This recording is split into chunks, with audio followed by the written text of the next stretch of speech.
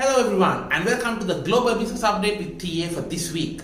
RCEP, the Regional Comprehensive Economic Partnership, after 8 years of discussion and negotiation, finally the world's biggest trade deal is on the cards now. It was signed recently and guess what? It's expected to increase the overall global income and the national outputs by almost $150 billion or more by 2030.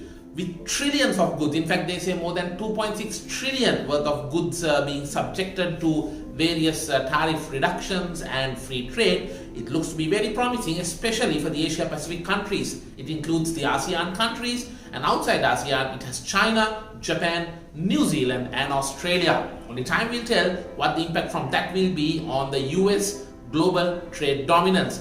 We are also seeing a vaccine race is on. We first saw last week how Beyond and Pfizer had actually mentioned a 90% effective vaccine, and Moderna, another key player in this race for a global vaccine for this pandemic, came and said, look, we are 94% more effective. And then a few days later we saw BioNTech and Pfizer once again coming and saying, well, guess what, we are now 95%. So it's interesting to see where this vaccine effectiveness race is heading on. Don't forget, billions of funding is at stake, and so are the stock market prices.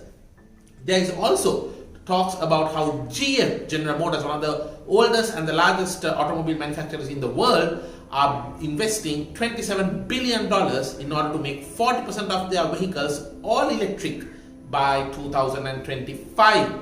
Well, in a frenzy of new media deals, we see Huffington Post, one of the earlier, or I would say a little one generation before the current generation media outlets, online media outlets, being bought over by BuzzFeed. Now BuzzFeed is becoming quite popular with their very interesting content based on various different topics, and well, they have bought over Huffington Post.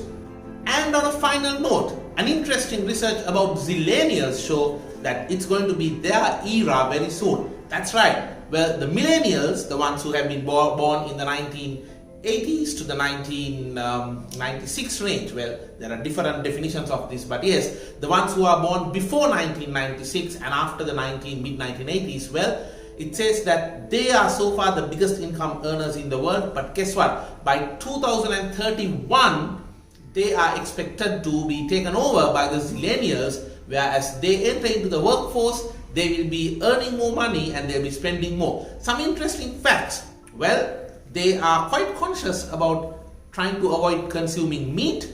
When it comes to investing, they care more about the ESG categories, that is environmental, social responsibility and governance, and they are not much into travel and transport by their own vehicles, and they are quite big fans of the mobility factors of transport using various ride-hailing apps, something the investors and the business owners should be ready for. That's it for this week, and no matter what business you are in, stay busy, stay safe and keep booming.